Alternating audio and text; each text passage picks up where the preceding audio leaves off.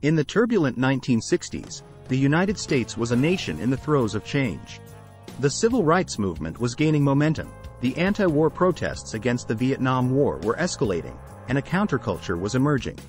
Amid this backdrop of social upheaval, the Central Intelligence Agency, CIA, launched a secretive and controversial domestic surveillance program known as Operation Chaos. It all began in the early 1960s when J. Edgar Hoover, the powerful director of the Federal Bureau of Investigation, FBI, expressed concerns about possible links between foreign influence and domestic protest movements. The CIA, led by Director Richard Helms, was tasked with investigating these suspicions.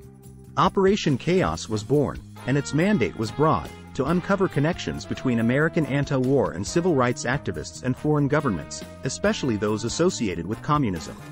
The operation started quietly, with a handful of CIA analysts and agents collecting information on individuals, groups, and gatherings associated with dissent.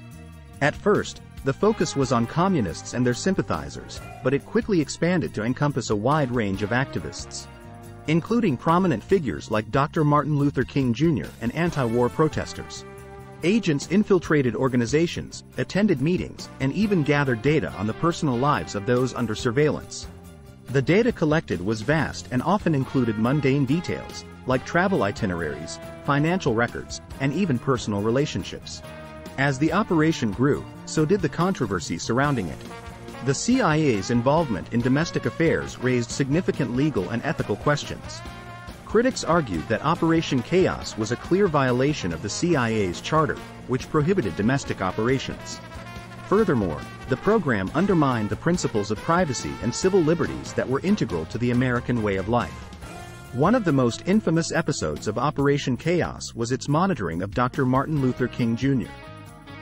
The civil rights leader was subjected to extensive surveillance, with agents tracking his movements and activities.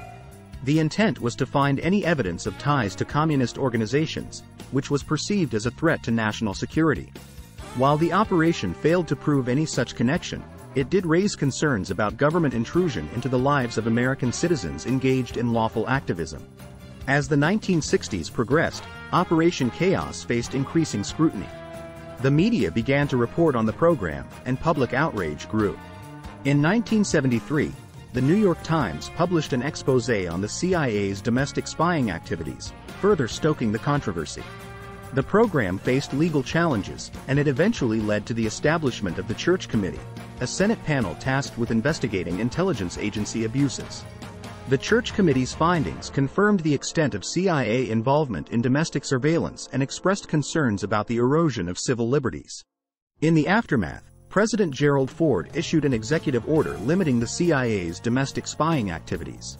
Operation Chaos was officially terminated in 1974, leaving behind a legacy of controversy and questions about the balance between national security and individual rights.